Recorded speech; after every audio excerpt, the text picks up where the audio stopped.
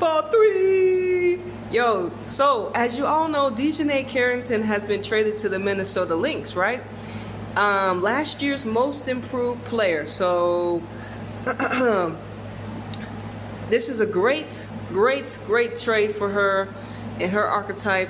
And let's talk about it, y'all, because you know I'm a Dallas Wings supporter because you know I live in Texas, and there's only a couple teams that were in Texas, aka the Las Vegas Aces, aka San Antonio Silver Stars, of course the Dallas Wings. I self-proclaimed them way before before the WNBA season started, right?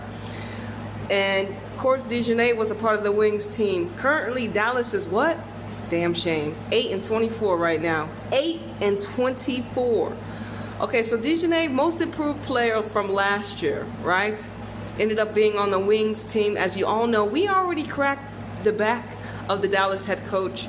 He's a follower and not a leader. And you look at his Wikipedia, what they want to give to us is he's been following this one guy coach around for a long time, and this is how he was able to get in the position that he's in. And he is, what do you call it? Undeserving, based upon he doesn't have any skin in the game, right? So he's very undeserving.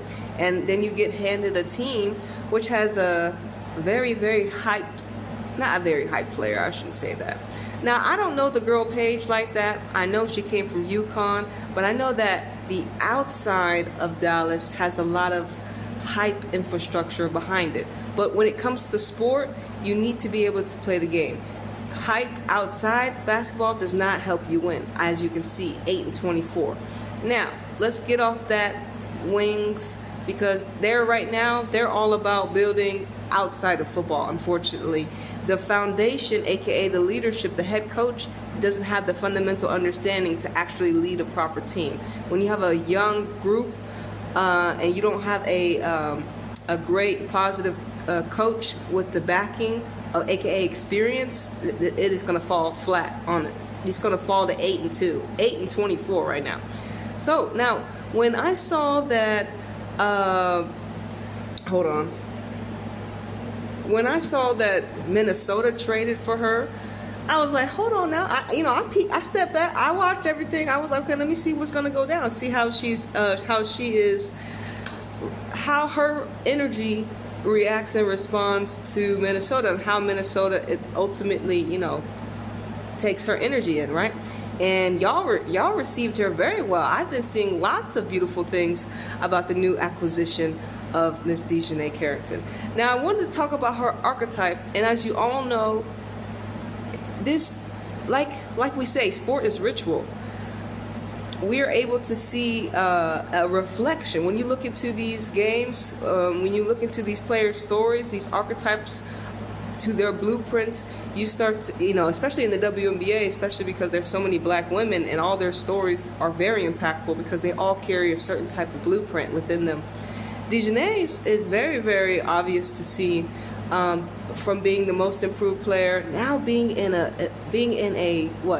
Minnesota went to the championship last year, now being on a almost championship winning team with Minnesota, right? And they got a lot of currency. I think, aren't they the best team in the WNBA? She got traded from the worst team to the best team. That's an upgrade, right? But let's talk about a little bit more about DiJonai's archetype. And even in her own words, after her first match with Minnesota, she said this is the first time she actually had fun playing basketball. And so you can just tell, based upon how she's speaking, how suppressed her archetype was, underutilized in Dallas with the Wings. Now, like I said, it could have been different based upon the leadership. She may not be talking about this rhetoric if the leadership was there, but unfortunately it was not there. And this is the thing about some of these teams, the leadership is not there, so they're ultimately tanking the women's alignment. They're ultimately blocking and gatekeeping the women from ascending and activating certain portals for their bloodline, for themselves, through the beautiful game of football, through the beautiful game of basketball, right? So we also have to remind ourselves, these players, they have to get in their alignment as well. So her being freed from the Wings to Minnesota is a total, I say, a 360. It's such a a great mirror for the collective to see her liberation and to see her be embraced. And one thing that I saw on TikTok was, apparently DiJonai, she's a very warrior-esque archetype defensively, a disruptor on the basketball court. So she breaks up rhythm really well. And apparently there had been multiple challenges that Dallas should have had called on her behalf, and the coach never stood behind her. It just didn't want to believe the player. But I saw the TikTok, I can't remember who it was. She had a very pivotal challenge called against, I guess, of course, Indiana Fever.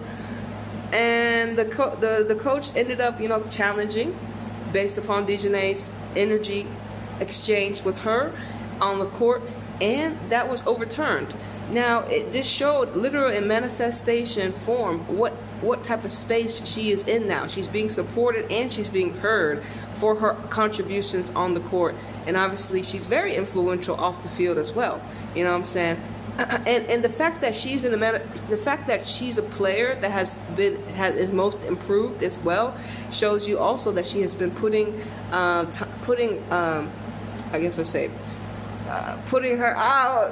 the practice in motion. She's actually out here grinding and visibly showing that she's actually improving, and this is why she received the accolade for that title, right? And that's another manifestation that must be stamped in her blueprint. An archetype that is not willing to stay small, archetype that is always willing to get better and better and better. And what better way than to end up being with maybe the future WNBA champions of this year? Who knows? So I just wanted to say that as well, you know what I'm saying? Because I think this is a beautiful mirror for the collective, and I appreciate DiJonai's archetype being revealed to the collective in this way, and how the moves that she's making on the basketball court translate from two different teams. One of the worst teams in the WNBA based upon leadership. Don't act like Dallas doesn't have talent. They do. They just don't have proper foundational leadership. And then the Wings the Minnesota Lynx are established, and they have apparently a great team around them. I wanted to highlight something real quick. And this was today. DiJonai Carrington sparks key run as Lynx defeat Liberty in the WNBA Finals rematch. And like we all know, once again, my bad, DiJonai. Once again, Minnesota beat Liberty. And I understand even calling her wasn't even there because she's currently hurt. So what's the excuse now they're going to say on the media? You know what I'm saying? You remember that when we saw the last time they faced off, it was short-handed rhetoric. And as you can see, this is the Minnesota Star. They're not going to be shooting jabs at their own club in their own geographical location, because that's just ludicrous. But once again, she's already that influential for her club, for her team, and Minnesota, and the people can obviously see it based upon speaking her blueprint into existence, based upon her being a key influential player for this Minnesota team now. And I think that's amazing. Once again, it just shows you if you're able to be put in a right environment around essence, around structure, around belief and faith, you have the ability to surpass where you came from. And once again, sport is ritual, and these archetypes are in front of us to be able to bear witness their stories. And DiJonai's story, I know I'm still new into the WNBA, but she's a very impactful archetype player, and her story is very obvious to see. And I think a lot of the collective has been able to see it, and I think they appreciate it. And I say, for all the players, look at DiJonai and say, look, just because you're playing for a team that doesn't have the foundation for you right now, doesn't mean a team like Minnesota doesn't see the value in you. And you may get traded for quote unquote out the blue. You know what I'm saying? Because did we even know she was going to get traded? And I understand that the Wings are continuing to build on hype, because apparently they're just trying to tank to get the first overall pick. But like I said, it's about the players playing basketball. And I think they'll eventually fire that coach, because it's not on them. It's just, you know what I'm saying? It's just on them, not in them. It is what it is.